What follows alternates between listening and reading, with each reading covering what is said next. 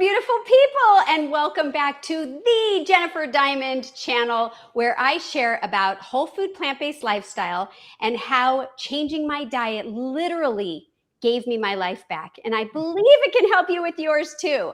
Today, we're going to be talking about aging, but not in the way we've been taught to think about it. We're going to be exploring the beliefs and stories and the assumptions that so many of us have accepted as just part of getting older, right? But what if some of the things we'd been told about aging, things like decline is inevitable, or pain is normal, or losing strength, balance, and independence is just part of getting older, what if those aren't facts? What if they aren't true at all? And that's what today's conversation is all about. And I couldn't think of a better person to have this conversation with. And I am super excited to welcome back our special guest, Eileen Kopsaftis. Hi, Eileen, and welcome back. Hello, Jennifer. I'm so happy to be here. I'm so excited. I love these topics, of course. It is my passion. I've been doing this for a long time now. And I don't even feel like it's work, you know? To me, I kind of live and breathe this stuff, and I want everybody to know it. It should be mainstream knowledge, but it's not. So I'm thankful to get this out there and hope everybody who hears this shares it with everybody they know. Yes. And last time you were here was in September of last year, and you talked about how to age well with strong bones. So that was incredible. And I want to say, if anybody missed that one, check it out. You can search my channel for Eileen, and you'll see that episode, and a session also from June where you shared about the 5 myths of joint pain.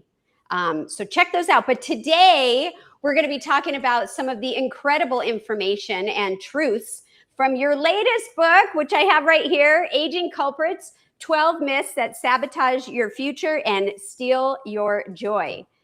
For those of you joining us live, go ahead and say hello in the chat. And if you have any questions for Eileen, please put them with 3 question marks in front of the question and 3 at the end, so that we won't miss them. And when she's finished talking and presenting the beautiful information, we will then go back and ask your questions. And of course, if you're watching this as a replay, you can always leave your questions or comments in the comment section, and Eileen and I will answer your question as soon as we can. Yes. So I just want to take a second to say hello to everyone in the chat. I see Cora Scorpy is here. Todd is super excited for this. Eileen is a rock star. And hi, Jennifer and Todd and Eileen. We have Marilyn Dubin here. Hi, Jennifer and Todd. And hi, everybody. So yes, thank you all for being here. All right. So Eileen, what do you have for us today? Are you ready to get started? Yes. Well, we talked about what would really help your audience. And obviously, since my book, Aging Culprits, talks about the 12 myths that can kind of rob your future, I would love to dispel those. But since we don't have time to go over all 12 of them in detail anyway, I will kind of encapsulate them later if there's time. But I thought I would cover one that's really important, because this is probably one of the biggest myths of all, that as we get older, we're supposed to get weaker because age-related lean muscle loss is inevitable. And so I'm here to dispel that myth today. And I'm going to share some slides. And so everybody, get ready to take some notes if you want. Obviously, it's recorded, and I am happy to answer any questions.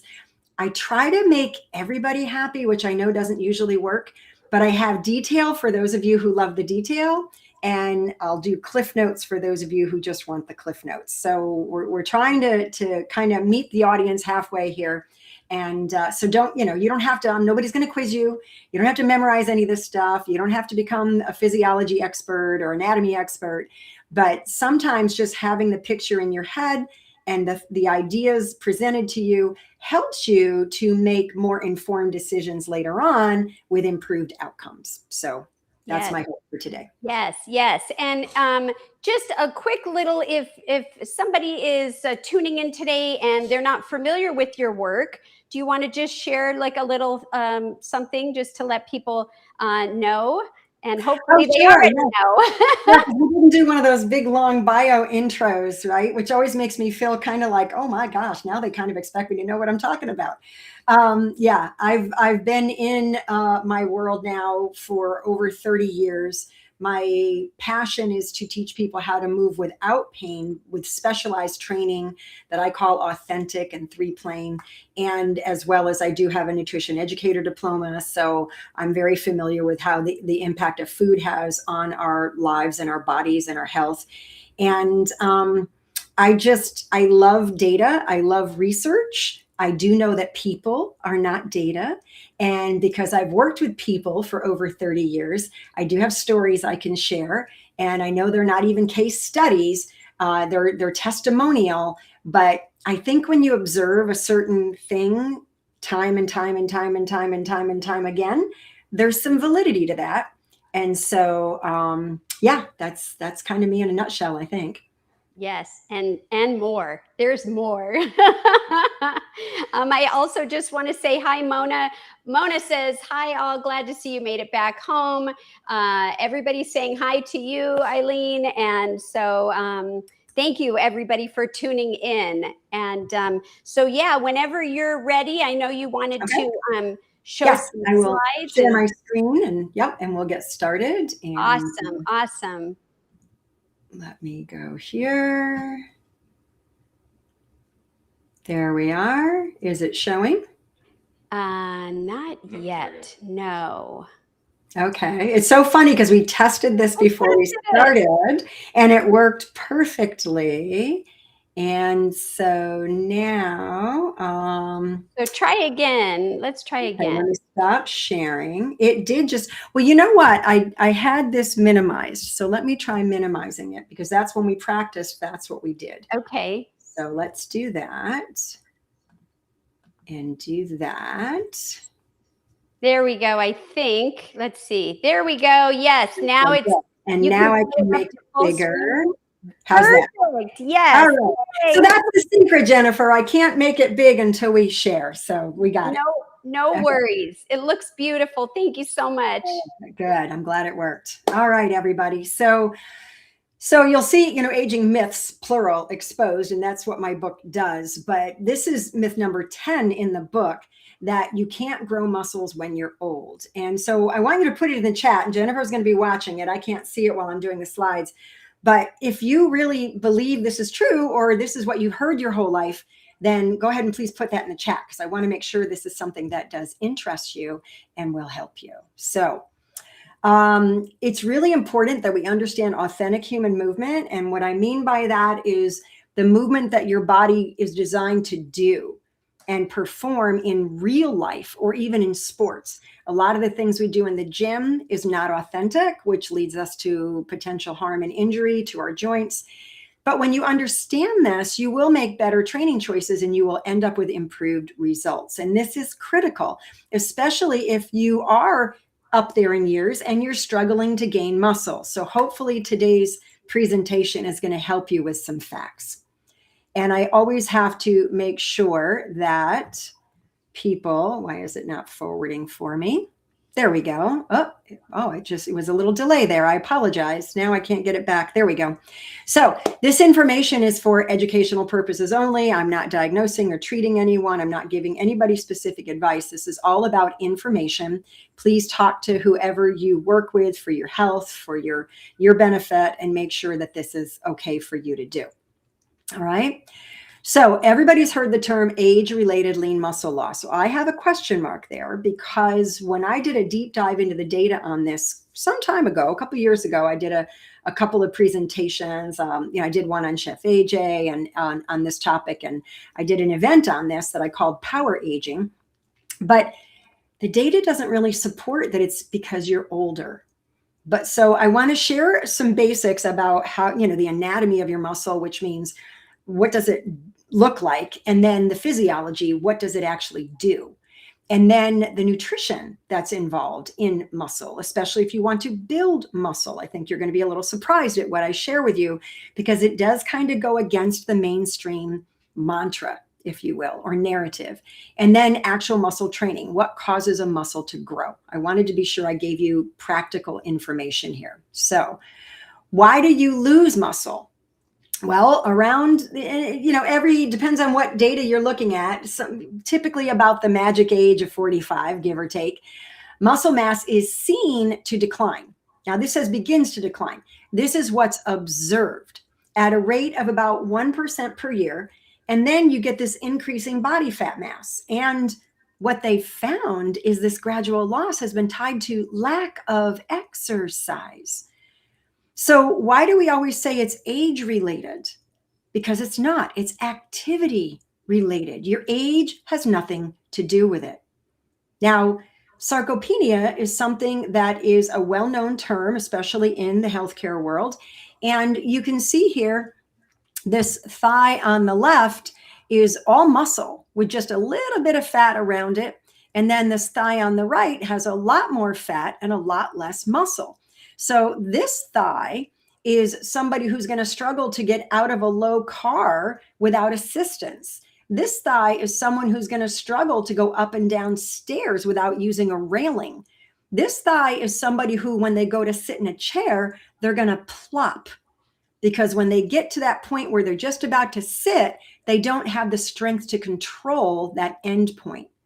So this is critical. We need to know, well, what's causing the sarcopenia and can we do something about it? And I'm going to give you a spoiler alert right now. We absolutely can. The answer is yes. So let's look at a little bit of anatomy here. Your muscles do have 4 specific functions. Obviously, they move you. Bone is the slave of muscle. Your skeleton would just be on the floor in a heap if you didn't have muscles to move it around. For posture, your muscles are responsible for the posture that your body is in. So if you've got a big forward head or a big sway back, or you're hanging out on your hip flexors when you're standing up with your knees hyperextended back, that's a muscle function. That's not a joint function. And then your muscles are also responsible for stabilizing your joints, so that if you get your position disrupted, your muscles will recapture your stability and prevent you from falling. But that's only if they're performing properly. And then your muscles are also responsible for heat production. And probably everybody here has got a relative that was frail, older, and always complaining that they were cold. Well, it's because they didn't have any muscle. And your muscles literally work to produce heat. So if you don't have any muscle, you're cold all the time, pretty much. Okay. Now there are 3 types of muscle. There's skeletal muscle, which is mostly what we're going to talk about today. This is the muscle that people don't want to lose. And this is where our strength comes from. And there are smooth muscles, and they contract under certain stimulus. And it kind of depends on the intensity of the stimulus. And I don't want to get too deep into all of that stuff. And then there's cardiac muscle, and that's involuntary. You're not thinking about the muscle in your heart working to pump your blood. That's just happening without you even thinking about it. Okay. Now, the physiology, this is the characteristics. So, and I won't go too deep into this. I don't want your eyes to glaze over, but your muscles are excitable. They respond to stimulus. So if you stand up and your intention in your head is, I'm going to walk across the room, your muscles are going to respond to that stimulus. You're going to stand up and you're going to start moving. Now, they also have this contractility, which means that they also respond to stimuli and they contract.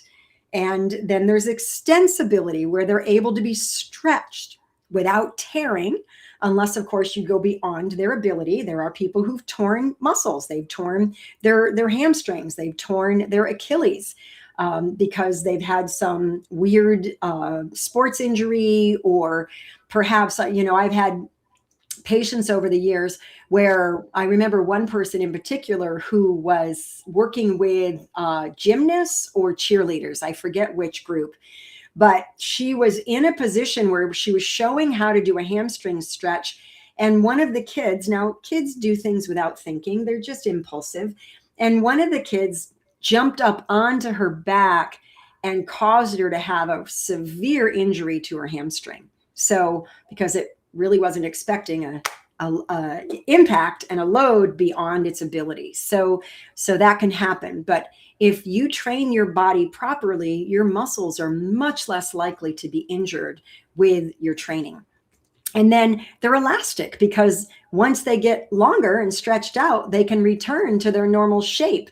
They don't end up, like for any of us who have had children and the stomach has really stretched beyond normal and then come back. It doesn't quite come back the same way it was before you ever had a pregnancy. But muscles aren't like that. They do return to their original normal shape.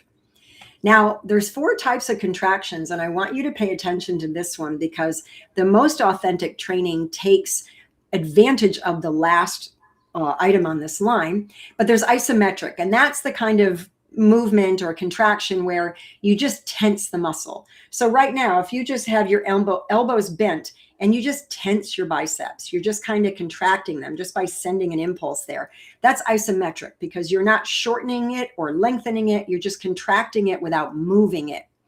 And then there's isotonic, and that's kind of keeping the same amount of resistance throughout the range. That kind of requires specified machines typically. And then there's concentric. That's when the muscle shortens against tension. So again, thinking of the bicep, if you're holding a weight in your hand, a dumbbell, and your arm is straight, lie your side. And then if you bend your elbow and bring the weight up, you're shortening the bicep to bring that weight up.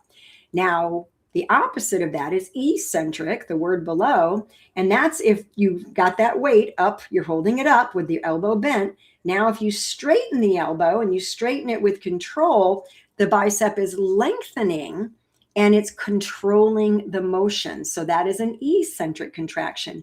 And that's sort of 90% of how our bodies are designed to function in real life, which is why when you train eccentrically, you end up with a lot more bang for your buck and your investment in your time has a much bigger payoff.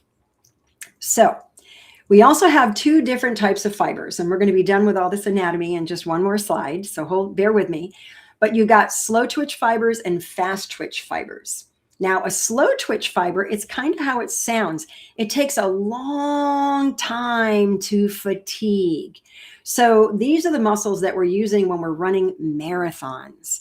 I used to say, I think I've got a lot of slow twitch fibers because if I was sitting behind a patient and they were lying on a treatment table and I was doing, say, a myofascial OA release, and I would have my hands cupped underneath their scalp and I would be doing a nice, gentle distraction of that joint to kind of open it up. I could hold that for a long time. And then when I would go to show a student or teach the technique to someone else, after just a minute, their arms would be shaking because they were fatiguing already. So I think I'm just naturally gifted with more slow twitch fibers because they were fatigue resistant. Now, the fast twitch fibers are the ones that provide the power. So they're going to wear out a lot faster. I should say fatigue a lot faster. So, if you're doing squats with a lot of weight, you're only going to be able to do so many and you're going to be fatigued and you're going to need to rest before you can do more. Now, here's the thing. Skeletal muscles contain both types of these fibers, but the ratio, how much type 1 versus how much type 2 you have is based on different factors, including the function of the muscle itself, your age, and the training that you have been involved in throughout your lifetime. So I could go into this in detail. I put this in here for those of you who just love detail. You love to learn. So you can screenshot this, you can, watch the recording and put it on pause and read each one of these things. But I put this in here because I want you to see that a contraction of a muscle is extremely complex. It is not just a simple shortening and lengthening of a muscle. So many things have to happen on a chemical level, on a positive and negative polarity level, proprioceptors, which are these little cells that tell your brain where you are in space. And there's all these chemical and mechanical sensory systems.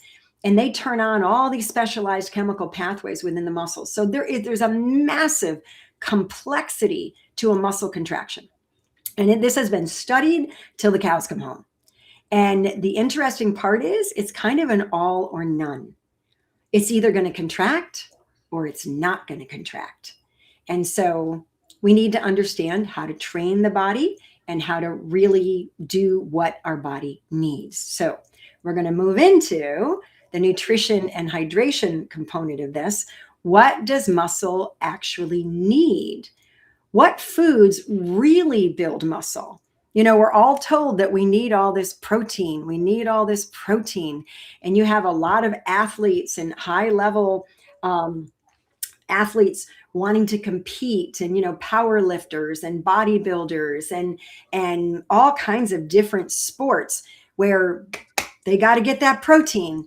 And it's interesting because when you look at the facts, it doesn't really pan out, at least not in the data. So I'm going to show you where kind of a lot of this came from. So we're going to look back at history just a little bit. And yes, you know, optimal nutrition is needed for optimal physical performance. So of course, they're going to be very keen on this whole topic. And back from the time of the ancient Olympics, before 800 BC, until the present, or I should say before 775 BC, because it went backwards, scientists and athletes have debated about the perfect diet for athletes. And the debate rages on. Now, back in ancient Greece and Rome, doctors wrote about literal nutritional plans that athletes used to prepare for competition. We're able to look back at the history books and see this stuff. So depending on what country you were in, which I'm going to show you in a moment, depended on what was recommended. But this was Greece and Rome. Lots of animal meats. And of course, I don't think they had cows back then, right? The animals were a little bit more wild. And then moist cheeses, and they did do some wheat and some dried figs. They also did some liquor and some special potions. And we know in the ancient world, when it comes to the medical world, that wasn't necessarily a good thing for our health, but this was the sports arena. So the 1938 Berlin Olympics, I was really fascinated when I came across this particular study. And the Olympic athletes competing in this specific Olympic frequently focused on meat. Athletes regularly dined on 2 steaks per meal, sometimes poultry, and averaged nearly half a kilogram of meat daily. Now, the pre-event meals regularly consisted of 1 to 3 steaks and eggs. 1 to 3, oh my goodness. And then supplemented with meat juice extract. Now, for those of you who are completely vegan, you're probably being grossed out right now, and I apologize for that, but this is a look at history. Other athletes stress the importance of carbohydrates. So even back then, they were looking at this. Now, Olympic athletes from England, Finland, and Holland regularly consumed more plant foods, porridge. Americans ate shredded wheat or cornflakes, but they did use milk, and it was cow's milk back then.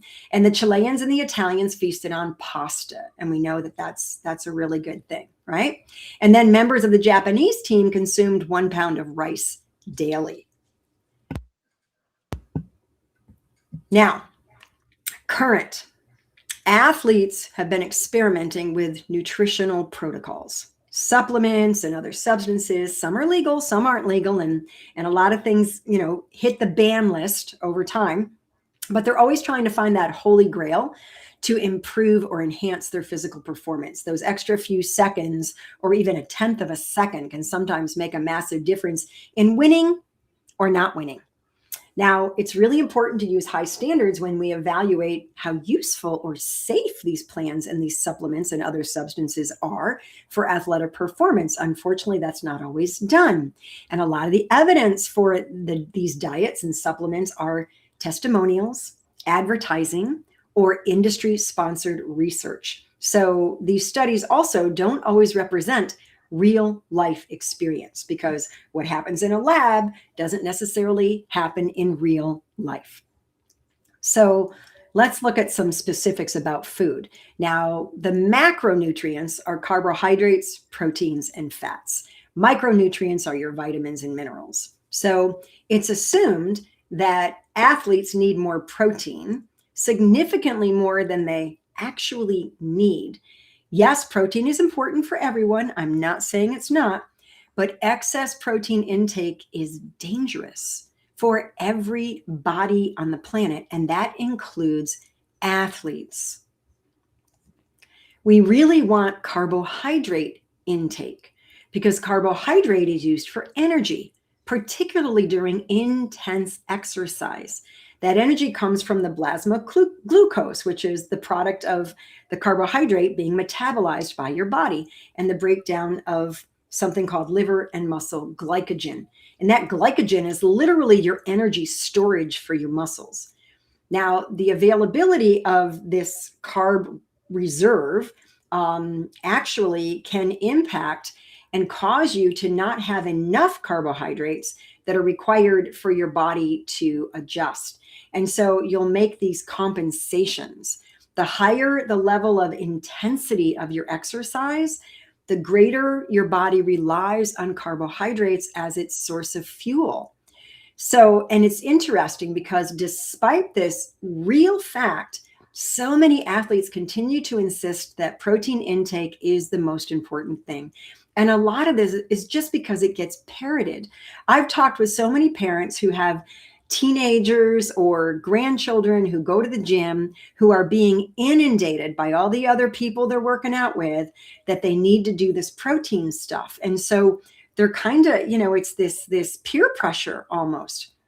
But a high intake of protein does not improve athletic performance, especially when it displaces getting enough carbohydrates. That is key. And not getting enough carbohydrates can actually keep you from building muscle. Now, here's a few things about protein and exercise. When protein breaks down, it takes place during intense physical exercise and resistance training. And this is when a low carb diet or a diet that doesn't have enough calories is consumed. You're literally going to lose muscle. And then protein needs for people who engage in intense exercise are only slightly higher than for people who aren't very active. We're talking slightly, like such a minimal difference, it's almost non-existent. And when protein intake is adequate, there's no advantage to consuming animal protein instead of plant protein. There is absolutely no difference. There's no data that shows that plant protein is deficient in any way, shape, or form. And then research shows there's no disadvantage associated with consuming plant protein. And vegetarian athletes perform just as well as those who consume animal foods. So it's pretty much a given. Now, here was a study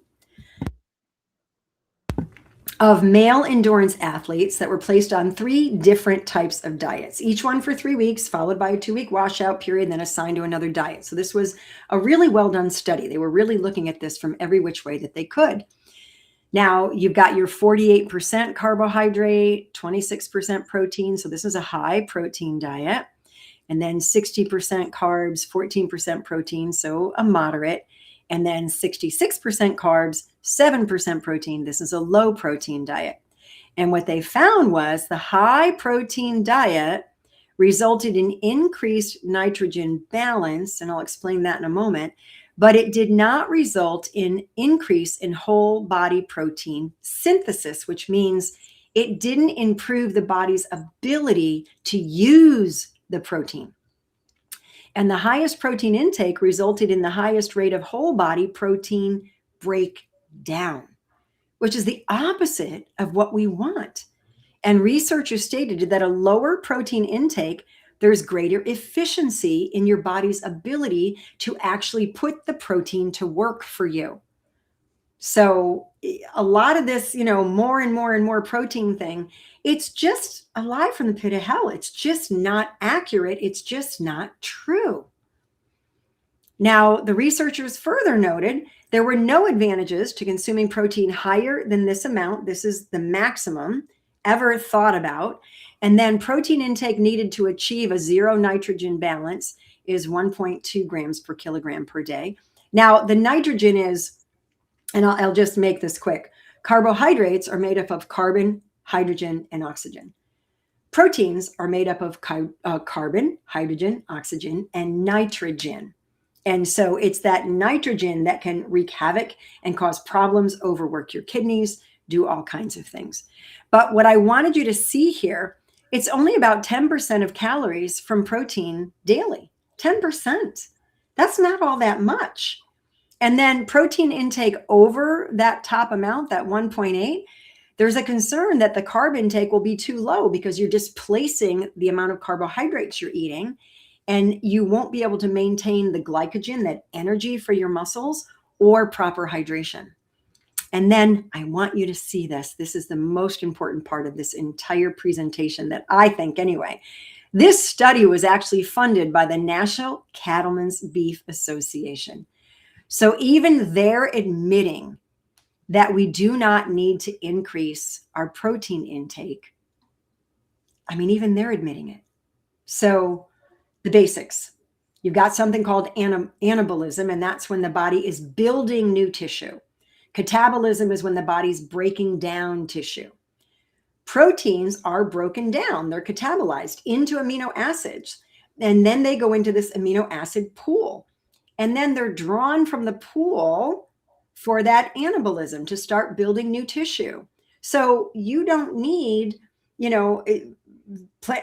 plants are broken down into amino acids just as much as animal protein. So you're going to get what you need.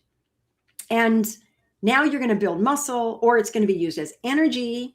And if carbohydrate and fat cannot meet energy needs. So if you are really high focused on the proteins, you're not getting what you need for energy for your body. It's going to deplete you faster during an intense workout. So you're not going to have the energy you need for the workout, and your body's going to break down protein in order to provide the energy needed. So not what you're looking for. So here's the requirements, and this is for athletes. 15% of calories is enough. And that's based on the assumption that the calorie intake is adequate. Because a lot of people say, oh, when I started doing those protein shakes, I started seeing some success.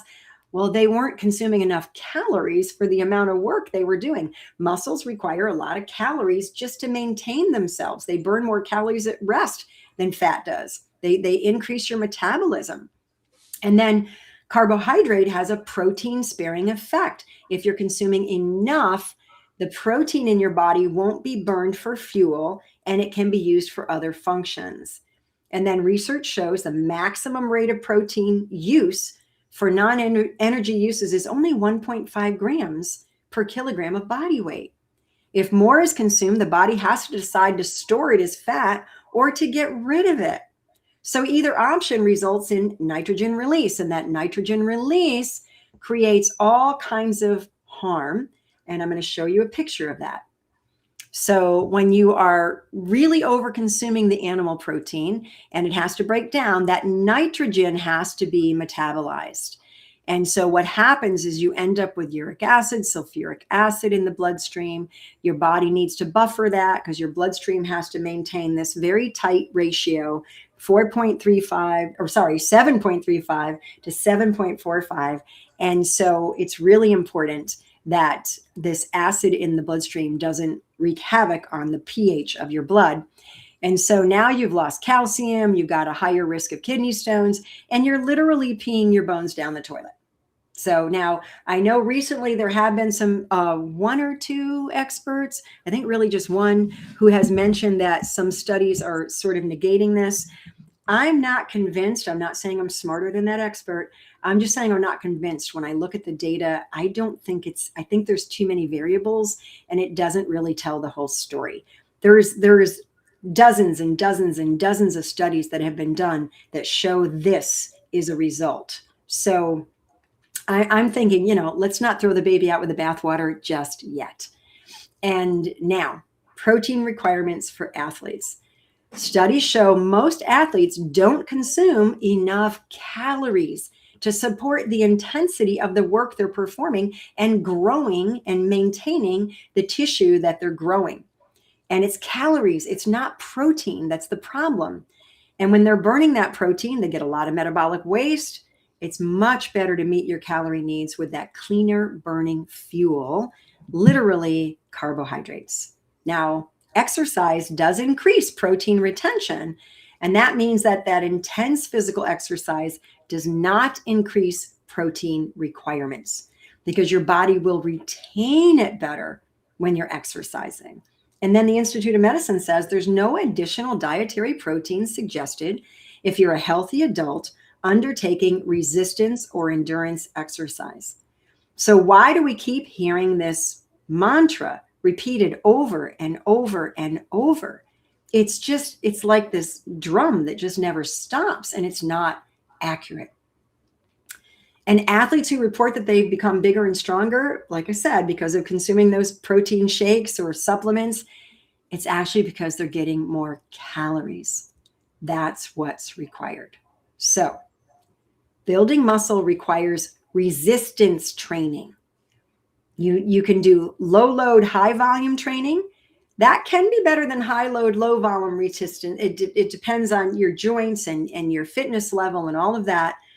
But maintaining adequate calorie intake is huge, including that needed for increased activity levels, a higher carb intake to avoid a use of protein for fuel, because you want the fuel, and then distribution of the protein intake throughout the day, just your basic 10% of your calories, and then carbohydrate and protein after exercise. Again, it doesn't have to be animal protein. Avoid consuming protein alone after exercise because the carbs are needed to replenish those glycogen stores. That's basically like your batteries, and those batteries are in your muscles, and the batteries are running dry when you're working out, and now you want to replenish those batteries, and that's where the glycogen comes in from the carbs. Now, hydration. That's also extremely important. It's so important to remain hydrated. Most people do not drink enough water. And when you're exercising, you're creating a tremendous amount of heat. Water and sodium get lost through sweat because it's evaporating. And most athletes experience dehydration and a drop in blood volume when they're training and they're competing. And that can happen even when fluids are available and they're drinking. Now, there is the opposite of it too, where they're drinking too much water, but I don't want to get off on a tangent. But consequences range from just being tired to life-threatening heat stroke. So if you tend to be tired all the time and you're not somebody who drinks water, please start drinking water. You might notice you have less headaches, you have less fatigue. It's very important because the body is made up of a lot of water. Over half the average person's water weight is water, depending if you're male, female, if you're carrying extra weight or a lot of muscle. 65% of water is inside your cells, and then the other 35% is outside the cells. And then well-hydrated muscles are 78% water. So if you're struggling to build muscle and you've got all the other stuff right, make sure you're drinking enough water. Even your bones are a third water.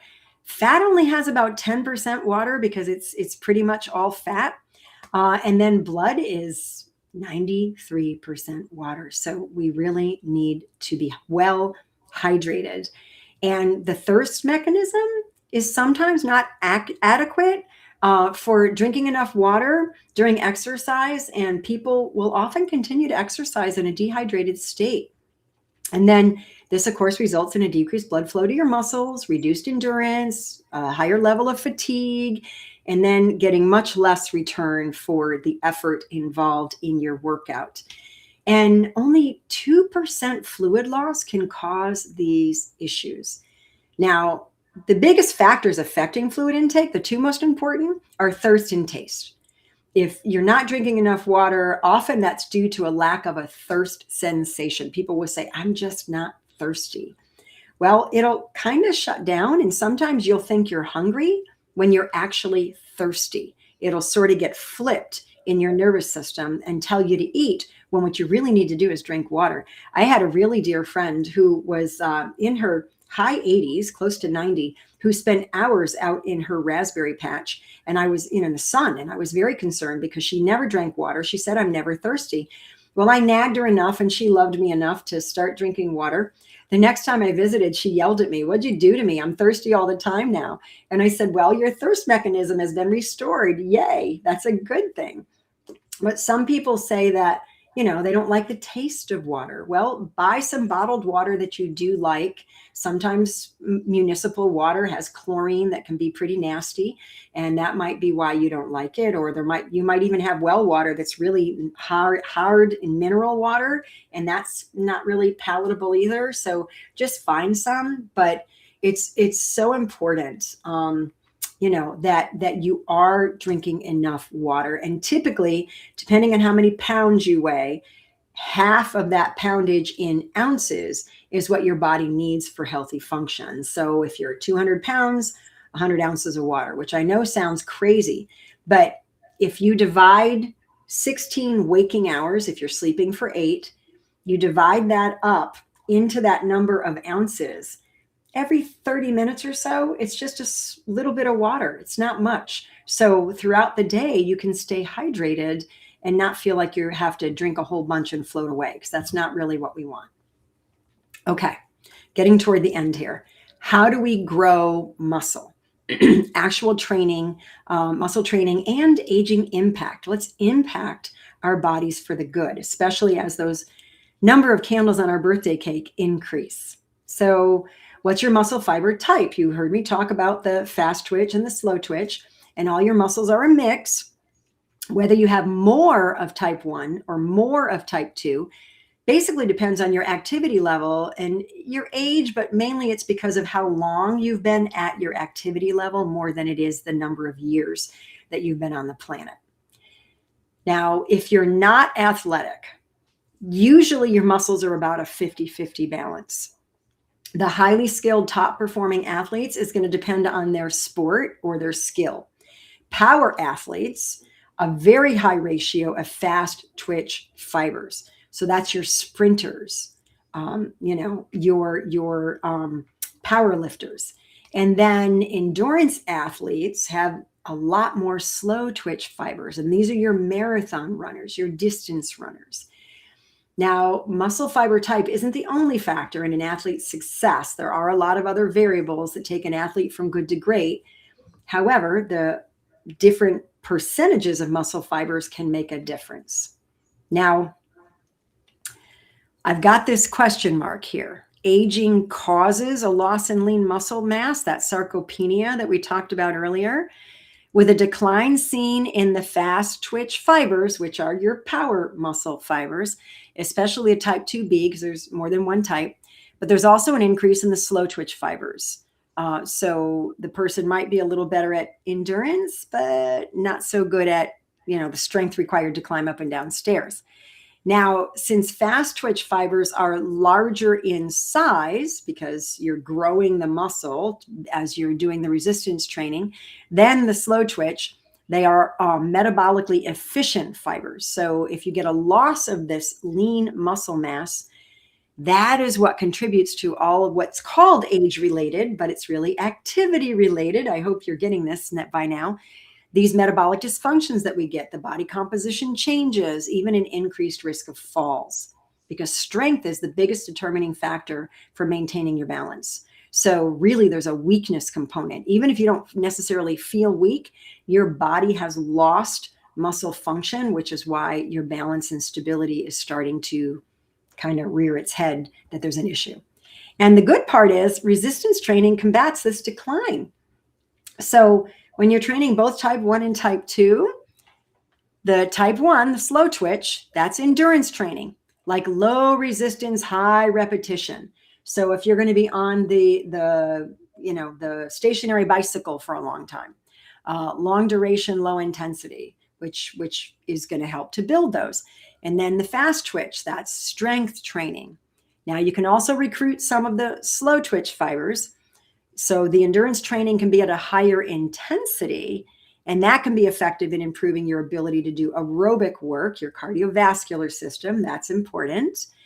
And then tapering during the training programs, reducing the volume, reducing the intensity, can also improve the strength and power of the type 2A fibers without decreasing type 1 performance. So that means you'll still maintain your ability for endurance, but you can also improve your strength for the fast twitch. Okay. And there was a study that actually looked at muscle fiber changes in the recreational runners training for a marathon. And after 13 weeks of increasing their mileage and a 3-week tapering cycle, not only did the functions of their type 1, their slow twitch, and their type 2, fast twitch fibers improve, but the type 2 continued to improve significantly during the tapering cycle. So it doesn't mean that, you can only increase one or the other. You can actually increase both. And then a couple of slides to go here. Exercise is the true fountain of youth. There are studies that report resistance exercises reverse. We're not talking just prevent or maintain, but reverse aging in human skeletal muscles by half. And that's just one study. Actually, this looked at several, but there's a lot of them. Now, I thought I would mention muscle soreness here, that delayed onset muscle soreness, that DOMS or DOMS, whatever you want to say that. It does cause a lower range of motion. So in other words, if I really get my bicep really sore because I worked it really hard, I'm going to struggle to have full range of motion. It might be a little sore when I try to really extend my elbow fully, or I try to really reach up all the way to my shoulder. That doesn't mean anything's wrong. Okay. It's just the range of motion has reduced slightly because it's healing, it's repairing. So the strength, I hear somebody's dog barking. It can kind of lose strength a little bit. And then you'll have, obviously, your performance level is going to be reduced. Now, this will peak 1 to 2 days after exercise. And it'll normally last anywhere from 2 to 4 days. It depends on how hard you worked, how much you broke down the muscle for its need to recover. And oftentimes it's due to new activity. So if it's the first time you're doing something, but then the next time you do it, you won't have the same intensity of a response. Or if you're increasing in intensity or duration, like I remember one time I did a pyramid set for my quads, and oh my goodness, I did lighter weights with lots of reps. And then I did more weight with less reps, more weight with less reps, more weight with less, till I got all the way up to where I just did a few reps with a heavy weight. And then I reversed and went all the way back in the other direction. And my quads, my thighs took probably about a week to recover. I wasn't in pain, but they broke down so much that they really needed extra time to rebuild so they could perform again. And this is because you get these little micro tears in the muscles, and all of these chemicals are hanging out. And you also will get reduced use of this, which is kind of your energy use. And that's likely what they believe is causing the lower strength levels. Now, there are supplements that are often recommended, but there's very little evidence to support them, and not much effect is seen. What you really need is to load up on some good complex carbs and lots of water, and do very minimal movements to load the muscles gently as they're recovering. Well-hydrated athletes have better blood volume. It dilutes the effect of the byproducts of the exercise, a lower impact on the muscles. And here was a study that looked at the effect of dehydration on that delayed onset muscle soreness in 10 untrained men, and they were divided into well-hydrated and dehydrated groups. Both experienced the soreness, but there was 44% more soreness reported in the dehydrated group. So being hydrated is huge. So better options for recovery: eat a plant-based diet. We really kind of want to minimize our intake of arachidonic acid, because that does lead to increased inflammation. And so we want plant foods. We want plant foods that are low in arachidonic acid, fruits, vegetables, whole grains. They have that anti-inflammatory effect because of their carotenoids, their flavonoids. They are just our friends. And then hypertrophy, which is muscle growth, a muscle getting bigger. There are 2 types. And again, this is for those of you who love detail. There's the growth of the muscle contraction parts, and that will increase your strength and your speed. And then there's the sarcoplasmic reticulum, if I put the whole thing in there. And that's where you get more storage, which will increase your energy ability, your endurance. So we kind of want both, and working out will do that. So the myth. that loss of muscle is just part of aging. I thought it would be good to show you this picture. This is a gentleman named Cy Perlis. This picture was taken when he was 91 years old, and he bench pressed in June of 2013. He set a new world record for his age group at 187.2 pounds. Now, it had been 135 pounds since 2005. So for 8 years, that record was held, and he broke it by like 50 something pounds. Now, I presented this at a conference where I was speaking years ago, and I asked the audience, is anybody here, bench press 187 pounds? And there were a lot of guys in the audience, and nobody raised their hand. That's a lot of weight to bench press. And he didn't start weightlifting until he was 60. And he started competing when he was 86. And when I first gathered this information, he was still going strong, and he was 95. So, I mean, I have lost track of the years, so I don't know how old he is now or if he's even still with us. But that goes to show, and he's not an outlier. He's not an anomaly. This is just the human body is designed on a cellular level to respond to muscle growth, to bone density, to all the good things our body's designed to do. And our age is kind of irrelevant. It's what we're actually doing. So is lean muscle loss age related? This was a study that showed decreased strength and power in senior male population compared to young subjects. They were looking at the quads and the calf muscles, and they saw muscle mass was reduced by 25%. But guess what? None of the subjects in the study had continued strength training. So I think it was 11 or 12 years later, they looked at them. They weren't exercising. They were sedentary. You can take a 20-year-old, and if he doesn't do anything for 12 years, he's going to be weaker 12 years later. He's going to lose muscle mass. And here's a study that showed that after 8 years, median follow-up age was 81.5 years. Knee extensor strength was no change. So, I mean, when you look at the studies, it doesn't bear out that mainstream narrative. Moderate intensity physical resistance training was found to increase muscle volume in both the quads and the calf muscles in men ranging in age from 66 to 74 years old.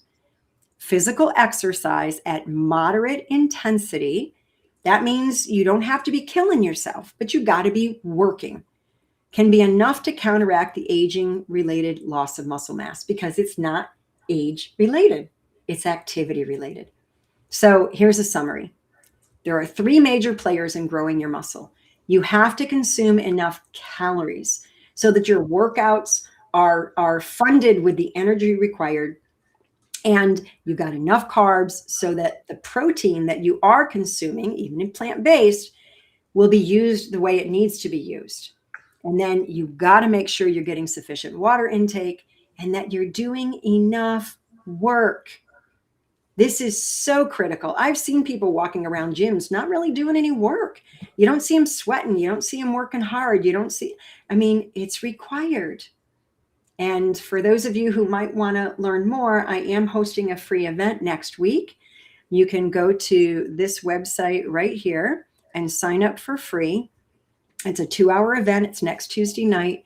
And I'm going to be going into more detail. I'm going to teach some movements. I'm going to show you a test you can take to see if you have lost muscle mass and how impactful that might be on your future or even your current situation now, and teach you some ways to start strengthening and training your body without risk of injury. And that's key. So hopefully many of you who see this will want to join me. Wow. That is so incredible. Thank you so much. Oh my gosh. I just want to go into the chat. And there are a few people that said false for your original question. Core Scorpy said, that's like saying you can't lose muscle when you're young. LOL. I say false too. Yes. Yeah, I love that. Thank you. Yeah. And Emily says, Dr. Douglas Graham knew this decades ago. That's why he named his book the 80-10-10 diet. 80% carbs, 10% protein, 10% fat. Also, big muscles aren't needed to build strength. And then she also said, this guest is my kind of person. She dares to think outside the box. Yeah, yes. That's gotten me in trouble more than once. My mother used to tell me, you always have to be different. And when I think I hit 40, when I realized it was okay, it was actually a good thing. We all love it. Yes, that's amazing.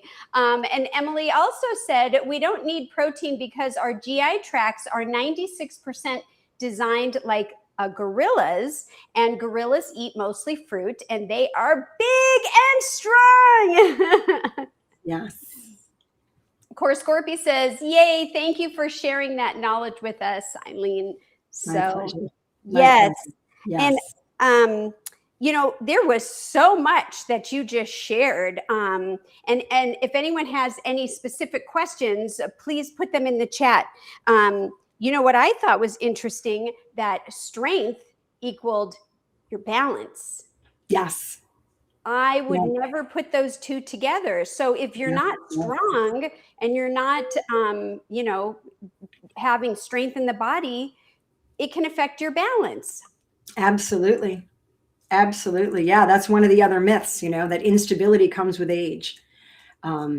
It's not true. It's not age related that we're losing our stability. It's a loss of strength. It's a loss of strength. Okay. Now the protein. So where do you think the eat more protein, right? The eat more protein myth came from. And then why do you think it's stuck? I mean, because I, you know, have traveled a little bit here and there internationally. It's everywhere. It's not just in one isolated place. I know. Yeah. So when I started doing research on this topic, we're talking decades ago, there was a study done by I believe they were the Mendel brothers back in the 1800s. And what they did was they studied rats and they fed them vegetable protein or animal protein. And they found that the baby rats didn't do very well on the vegetable protein. They did better on the animal protein. So that's when they literally labeled vegetable protein as inferior and animal protein superior. Now that was back in the 1800s. And it's interesting because I don't know about you, but I don't have a tail. I don't twitch my nose. I'm really not a rat. I don't have any relatives that are rats. And baby rats become adult rats in about 7 months. So they need that massive amount of protein in order for that growth to occur. The human being takes 18 years to become a full-grown adult. So we don't need that massive amount of protein. But ever since that just kind of stuck. And it's interesting how, you know, they say if a lie is repeated enough, it sounds like the truth. And I really think that's what it is. It just kept going and going and going and going. And it just never stopped. And there were a couple of other studies that were done. They looked at the workers. This was back in, I forget, 1900s maybe. They looked at workers and they thought, see if this sounds like science. They thought, we're going to observe these workers and we're going to see, because if people have money and they can buy their own food, they're going to automatically, instinctively eat what the human body requires. So they watched these people and they ate massive amounts of animal foods because they could afford them and they liked them. So they just assumed that's what the human body requires. Wow. Interesting. Right. And we know based on the number of pizza joints and fast food joints and, you know, the human body doesn't really eat what's best for it most of the time. Well, especially if you have, you know, a dopamine hit or you have some kind of sugar or that kind of addiction, that's always hard to decipher the difference between what we actually need and just a want for that hit kind of thing. So interesting for sure. Okay. I wonder, I've met people, and I believe when I was not whole food plant-based, protein doesn't keep you full. carbohydrates keep you full. And you were talking so much about the importance of carbohydrates for energy in building muscle and being strong. And I'm just wondering, like, that's an instinctual thing, right? So if somebody's eating high protein and low carbs, I mean, aren't they hungry? And won't you notice when you can't lift or you can't, do what you could if it was reversed, in terms of strength training? Like, I don't know. Do you have any comments on that or any thoughts? Yeah, I've never really worked one-on-one with somebody who was a high protein, low carb person. So I can't say I've observed the effects of that in their training and their workouts, but it does make sense. But then again, you get a lot of them doing the supplementation. There's a huge, and this is very sad because there's a huge use of steroids in a lot of the gyms. And young people are kind of pressured into taking them, again, that peer pressure. So there's a lot that goes on that is not really ethical or wise, unfortunately. There's also the thing, and I forgot to mention this, animal protein is considered complete because it has all the amino acids. Plants don't have all the amino acids in every one of them. So, but as long as you're eating a variety of plants, you get all you need. And we've learned you don't need to get them all at the same time.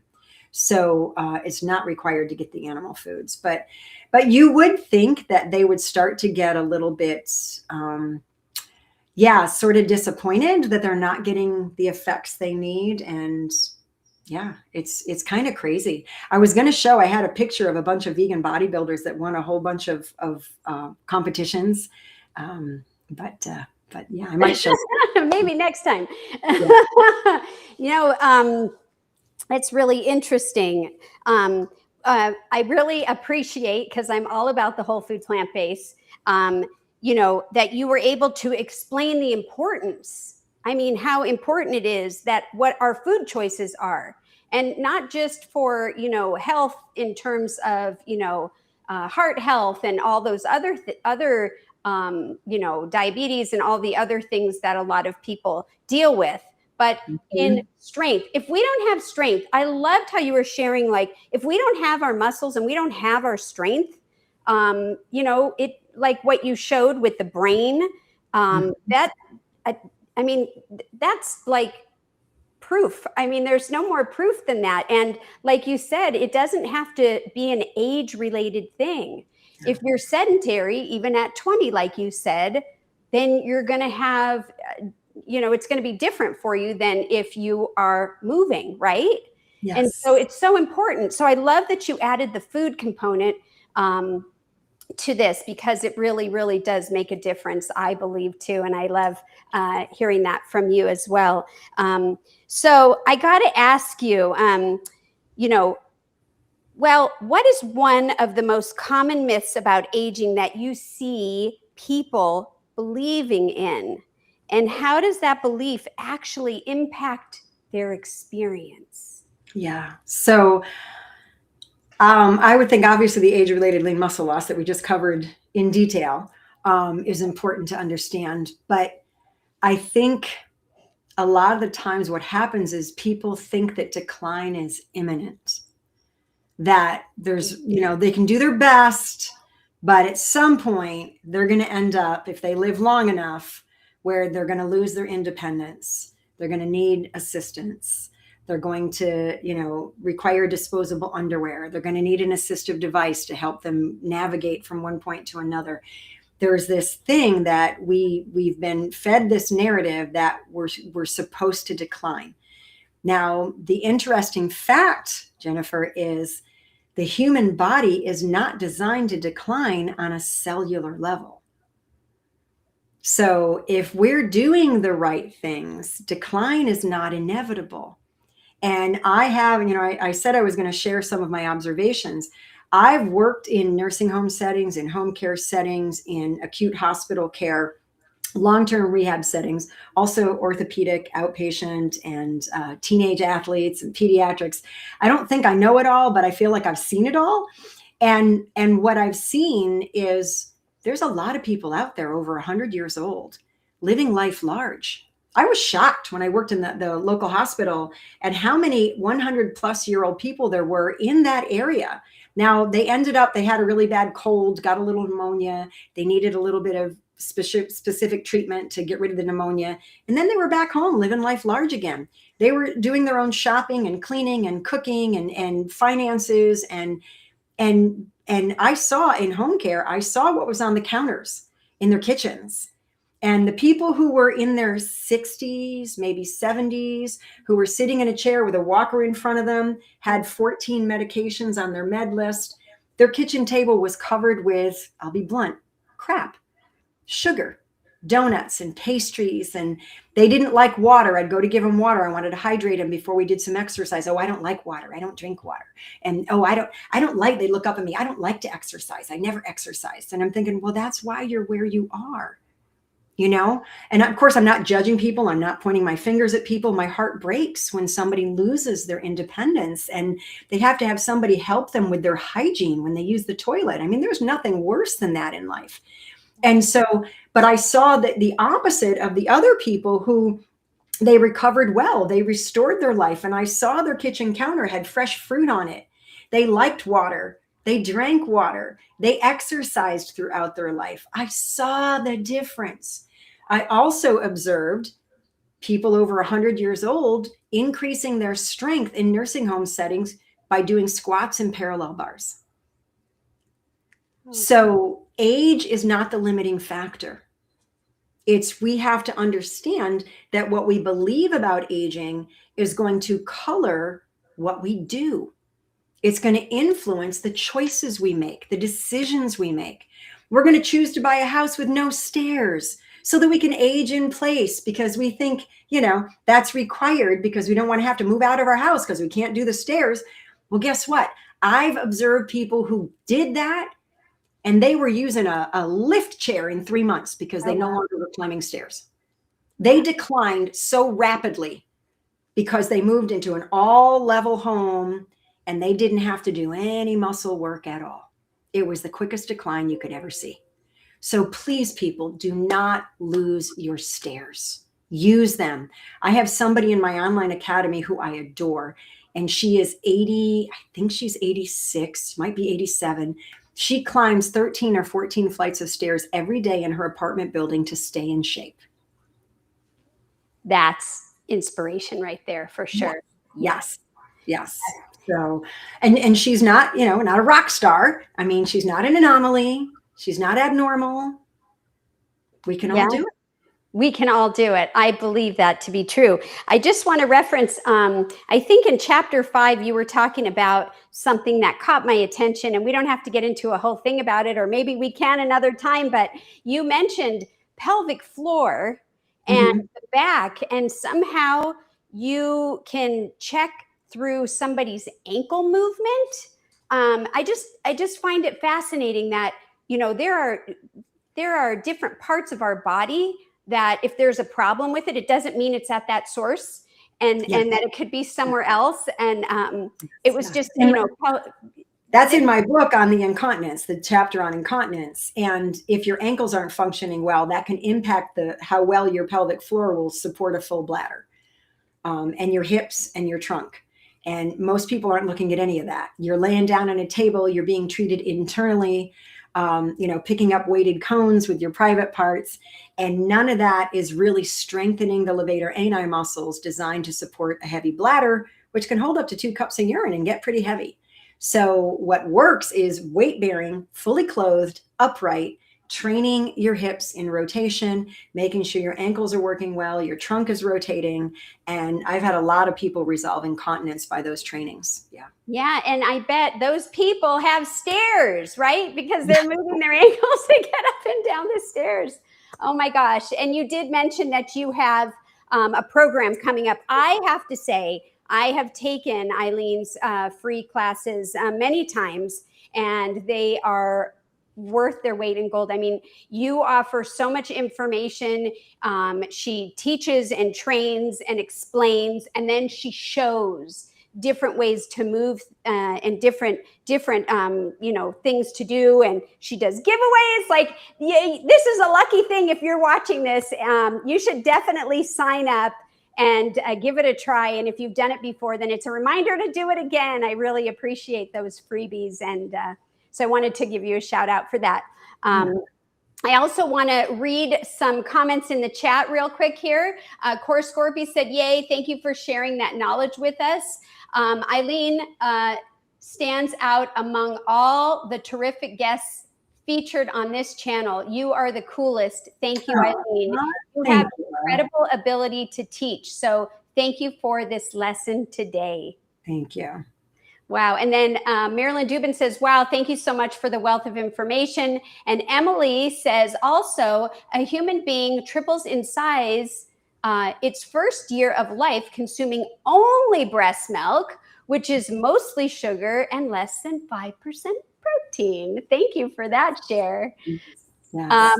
Marilyn Dubin says, Eileen, thank you so much for this wealth of information. Now I have a better understanding of how our muscles work. Okay.